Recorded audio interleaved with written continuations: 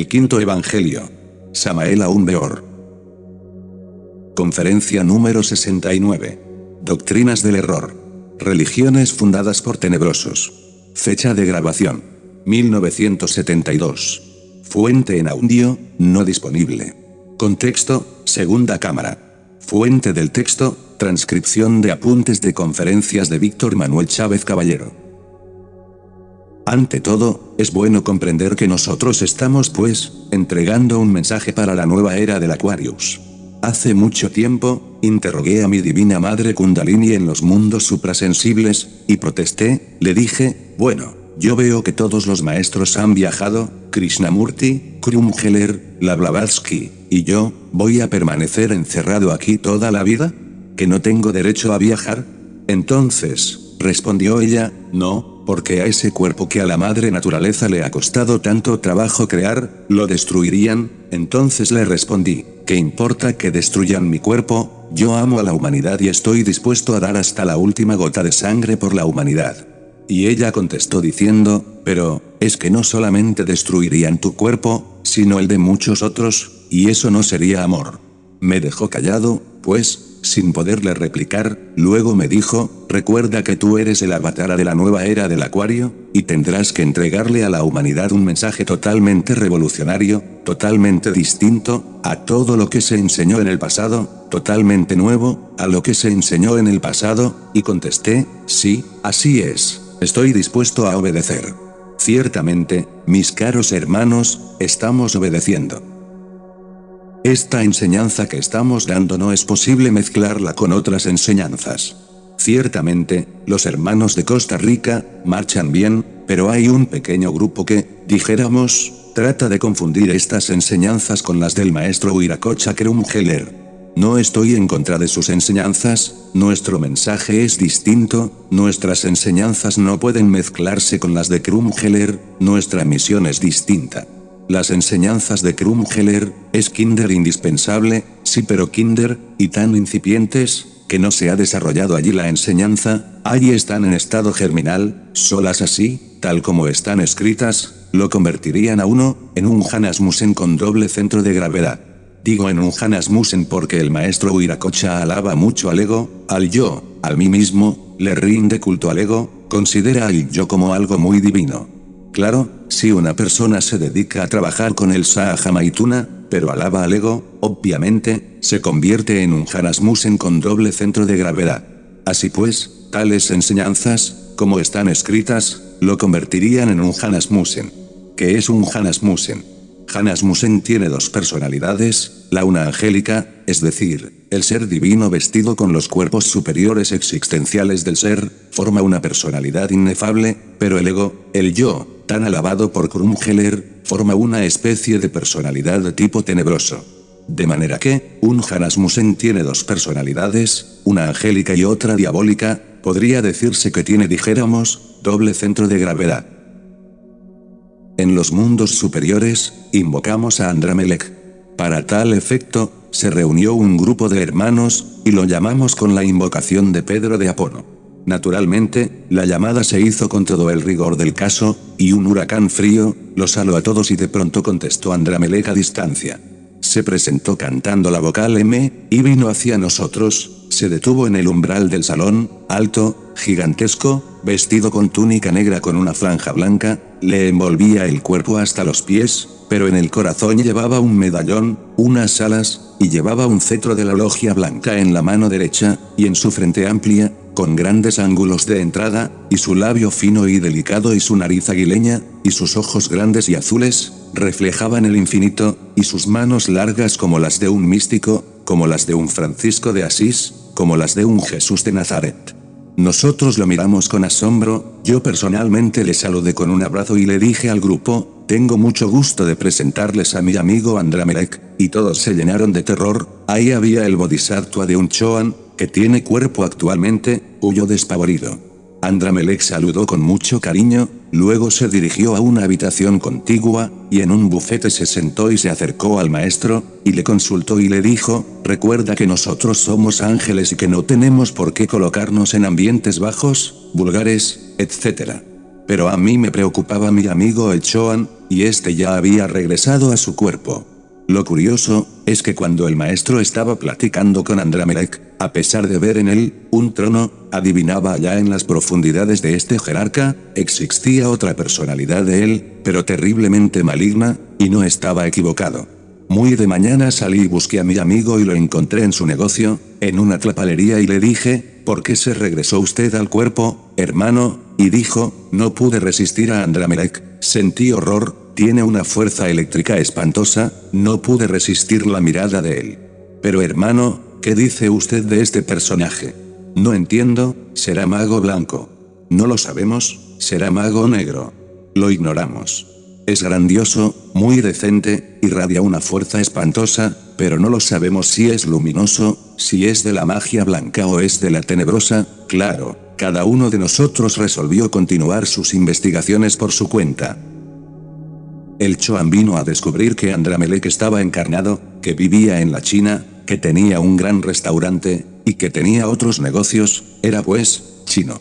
Yo mucho antes de aquella experiencia, me había entrevistado con Andramelech personalmente, y también me había dejado asombrado.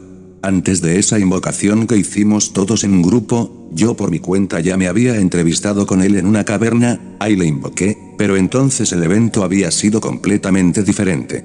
Recuerdo cuando en aquel antro le llamé, largo fue el tiempo que me eché invocando, pero al fin se presentó, y habló con una voz cavernosa, la cueva se oscureció, salió de las entrañas de la tierra diciendo, no sabía que eras tú el que me llamaba, si lo hubiera sabido ya hubiera venido antes, ¿qué es lo que yo no puedo hacer por ti? Dame la mano Andramelech, pues aquel la había extendido, pero como quiera que la sentí llena de garras, horrible, espantosa, la había soltado. Así pues, son dos personalidades, un Andramelech luminoso, resplandeciente, un trono del cielo, y otro Andramelech, un terrible mago negro, y sin embargo es el mismo Andramelech con dos personalidades, y es que su conciencia está ubicada en dos personalidades, eso es lo que llamamos nosotros un Janasmusen, con doble centro de gravedad.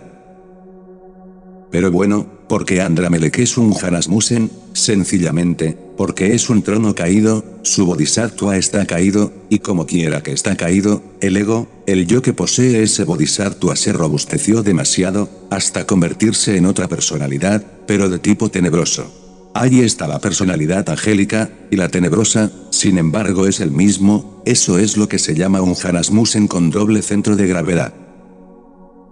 Las obras de Huiracocha son magníficas, pero hay un problema, que no elimina el ego, lo alaba, entonces el resultado es que el neófito fabrica los cuerpos existenciales superiores del ser, desarrolla la serpiente ígnea de nuestros mágicos poderes, el kundalini dentro de la anatomía oculta, pero al no disolver el ego, se crean dos personalidades, la blanca es el ser, vestido con sus cuerpos internos, la negra, es precisamente el ego, eso es lo que se llama un Janasmusen. Ese es el motivo por el cual, no podemos nosotros estar de acuerdo con las enseñanzas de Krumheller, tal como han sido estipuladas. Los hermanos de Costa Rica han pretendido mezclar las enseñanzas que estamos dando con las de Krumheller, y es una mezcla completamente absurda.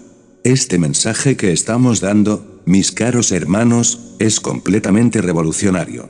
En un pasado remoto, allá en el continente Mu, vivía una humanidad divina, los lemures.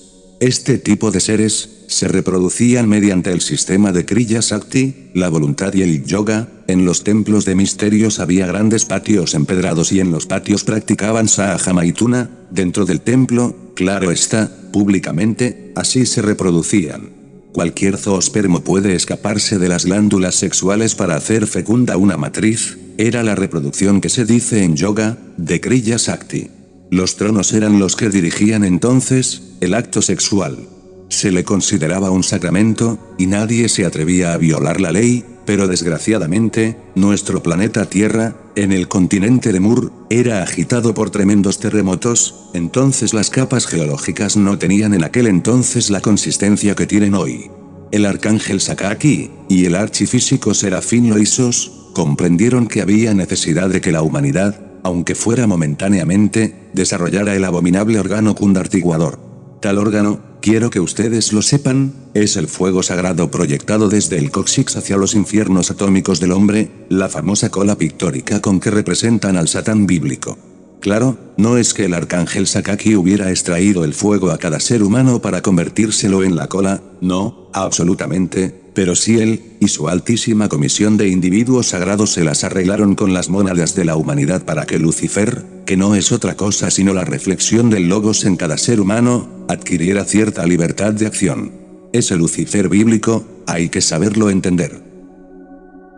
Quiero que ustedes comprendan que la mónada divina de cada uno de nosotros emite de sí misma una reflexión, sombra, y esa sombra es lo que se llama el Lucifer, el diablo, como dicen los católicos. Bien, pero no es sino la sombra del logos, una sombra útil para nuestro ejercitamiento esotérico. Así como por ejemplo, en los gimnasios que hay entrenadores, así también nosotros necesitamos siempre un entrenador. El logos no puede hacer de entrenador, porque su naturaleza divinal se lo prohíbe, pero sí puede emanar de sí mismo su sombra. Su sombra se convierte en nuestro entrenador, en nuestro Lucifer, en nuestro tentador para nuestro bien, porque la virtud se adquiere a través de las tentaciones. Si no hubiera tentaciones, no habría virtud. Así pues, el Lucifer, o la reflexión del logos en cada ser humano, actuó libremente, se le permitió actuar libremente, consecuencia, el animal intelectual, o mejor dicho el hombre, cayó desgraciadamente en la generación animal, mas como quiera que estaba acostumbrado a los ritos, le pareció muy correcto seguir con los ritos, y al mismo tiempo eyaculando. No creyó que le pudiera suceder nada malo, confundió la gimnasia con la magnesia, resultado, mis caros hermanos, se puso en actividad el abominable órgano condartiguador, la cola de Satán, el fuego sagrado se precipitó desde el cóccix hacia abajo, pero hay algo más en esto, no solamente se desarrolló el fuego en su aspecto puramente psíquico, sino que desgraciadamente, y eso es lo peor, también se desarrolló el órgano condartiguador físicamente. Esto quiere decir que el ser humano llegó a tener cola como los animales. ¿Qué pruebas hay? Las hay. Hace algunos años, ya se dio el caso con una mujer de mala nota, por ahí se acostó con un hombre, con un teniente, con un oficial del ejército, ¿cuál no sería el asombro de esa mujer, cuando descubrió que el hombre con quien se había acostado, tenía cola como los animales, y ciertamente, en las últimas vértebras del coxis, no hay duda que hay algo, que por ahí llaman, dizque la colita. Son los residuos de esa cola que el hombre tuvo en el pasado, es el residuo que queda del abominable órgano condartiguador, que en el pasado existiera en forma física, de manera que en ese huesito, todavía está latente el fuego ese siniestro del abominable órgano condartiguador, y puede desarrollarse si practicamos magia negra, tantrismo negro, magia sexual negra. Tantrismo negro, magia sexual con eyaculación del ens seminis.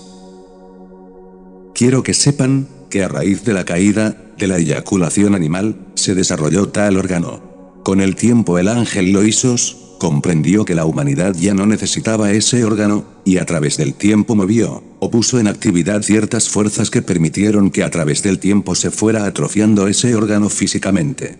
Mas quedaron las consecuencias, tales consecuencias quedaron en los 5 cilindros de la máquina.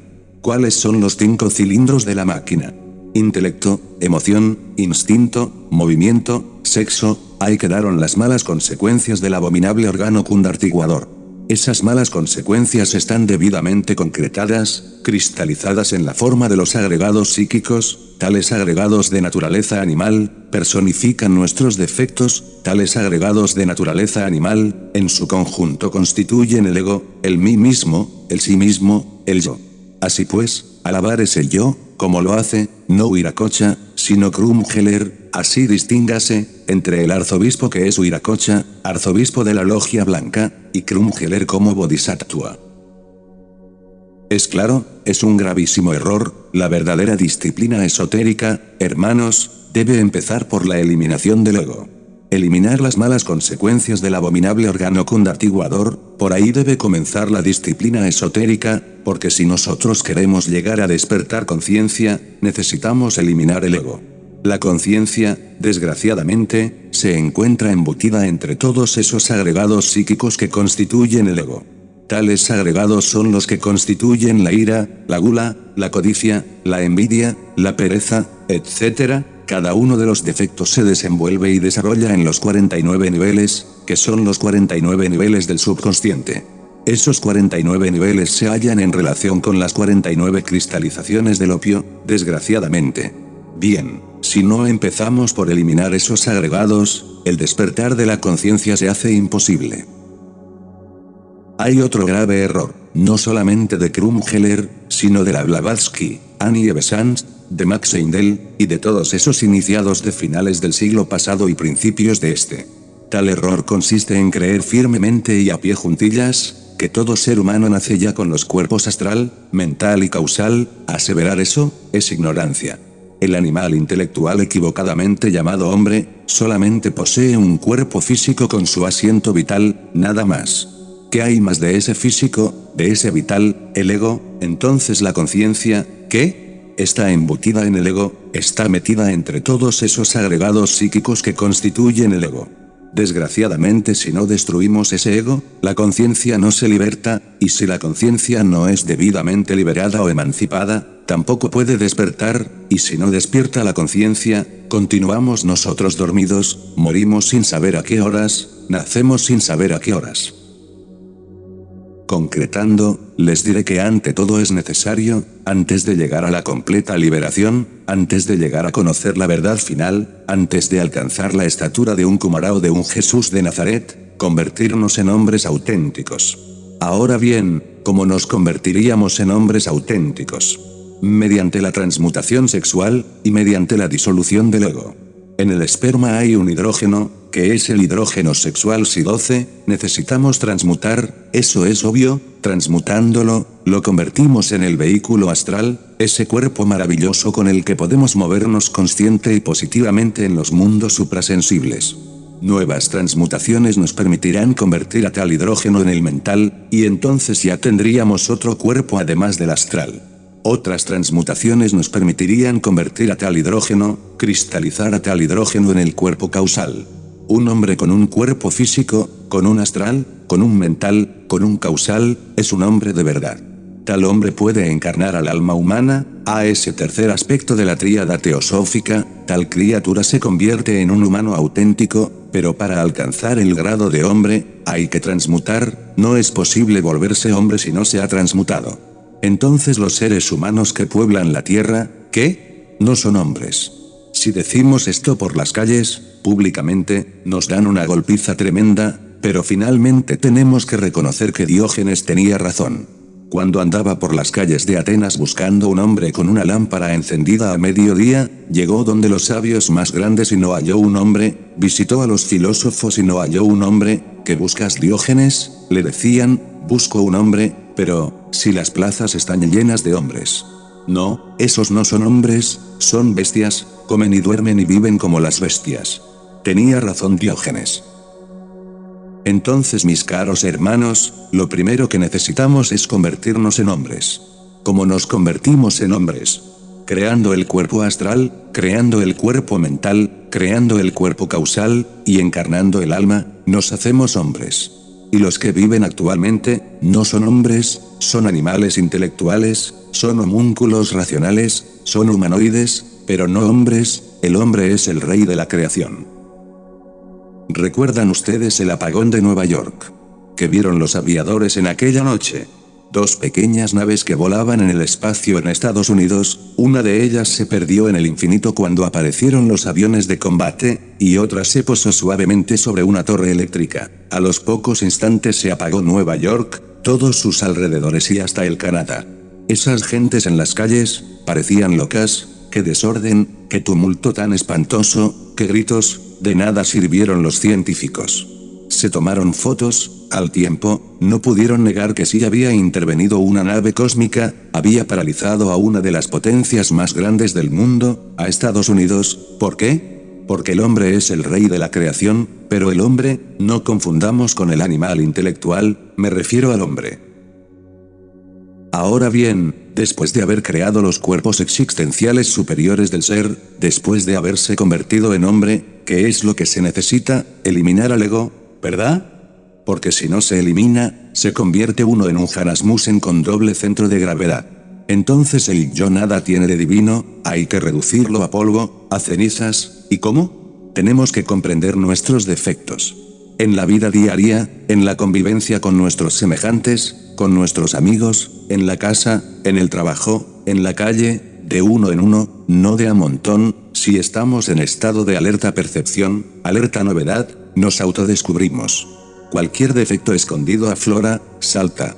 Un defecto descubierto, mis caros hermanos, debe ser desintegrado, ¿cómo? Lo primero que necesitamos es comprenderlo, y lo comprenderemos a través de la meditación, y después durante el Sahaja Maituna, debemos trabajar con la lanza de Dios, invocar a Devi Kundalini, a Chandra, la potencia divinal en el hombre, y rogarle en tales momentos que utilice la electricidad sexual trascendente, para desintegrar el agregado psíquico que personifica tal defecto. Es obvio que Devi Kundalini así lo hará, y ese agregado psíquico, será reducido a polvo poco a poco, por ese camino iremos pulverizando y destruyendo todos los agregados, y al fin el ego quedará vuelto cenizas.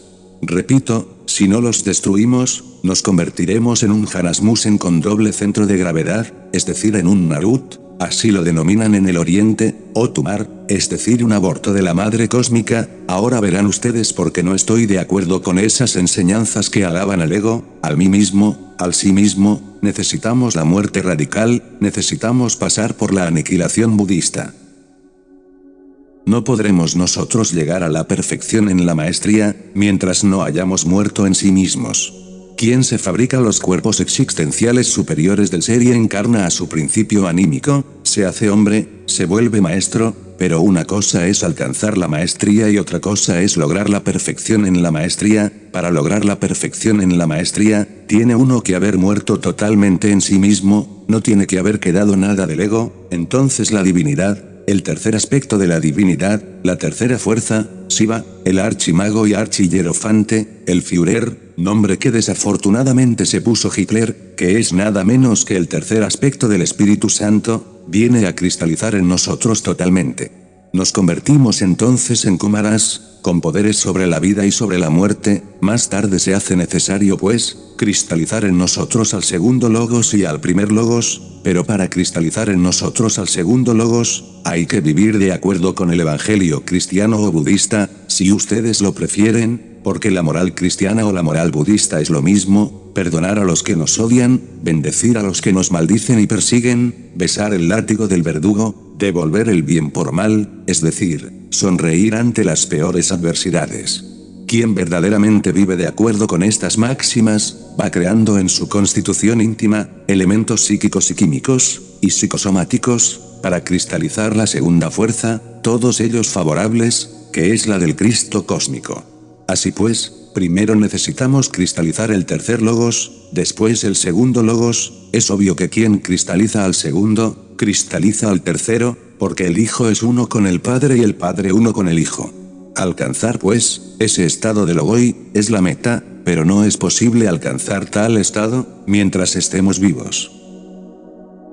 En el mundo, hay religiones confesionales muy sabias, que han conservado estas enseñanzas, pero mis caros hermanos, no todas las religiones han sido fundadas por avataras. Hay religiones que han sido fundadas por los Hanasmusen, y son muy peligrosas, conducen al fortalecimiento del abominable órgano condatiguador, y sus malas consecuencias.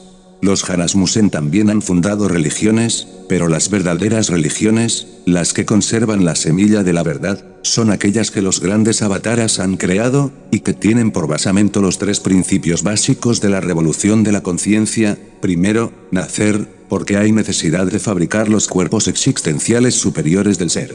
Segundo, morir, necesitamos morir en sí mismos, el yo debe ser destruido, debe ser aniquilado, debe ser muerto. Tercero, sacrificarnos por la humanidad, levantar la antorcha bien en alto para iluminar el camino de otros. Esos son los tres factores de la revolución de la conciencia. Cristo los predicó en el Evangelio, hollando la senda de la revolución de la conciencia, el camino estrecho y angosto que nos mostró el Cristo. Por eso dijo: angosta es la puerta y estrecho el camino que nos conduce a la luz, y muy pocos son los que lo hallan. Por ese camino difícil tenemos que meternos si es que queremos cristalizar nosotros a las tres fuerzas primarias del universo. reflexionemos nosotros, y resolvámonos de verdad a disolver el ego, no alabemos al yo, porque ese es un gravísimo error. Se hace indispensable cada vez más y más, cooperar con el sagrado Sol absoluto. Él quiere cristalizar en nosotros a las tres fuerzas primarias, llamémoslos Brahma, Vishnu y Shiva. Él quiere convertirnos en carne, Él quiere que nosotros las recubramos con nuestra presencia, que estén en nosotros, que moren en nosotros.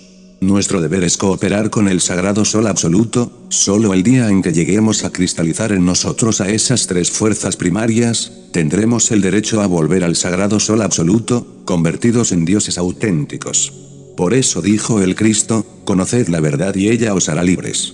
Solo el que realmente ha cristalizado en sí mismo las tres fuerzas primarias y ha vuelto al sagrado Sol absoluto, sabe lo que es la verdad, y lo que nos interesa es la verdad, cueste lo que cueste.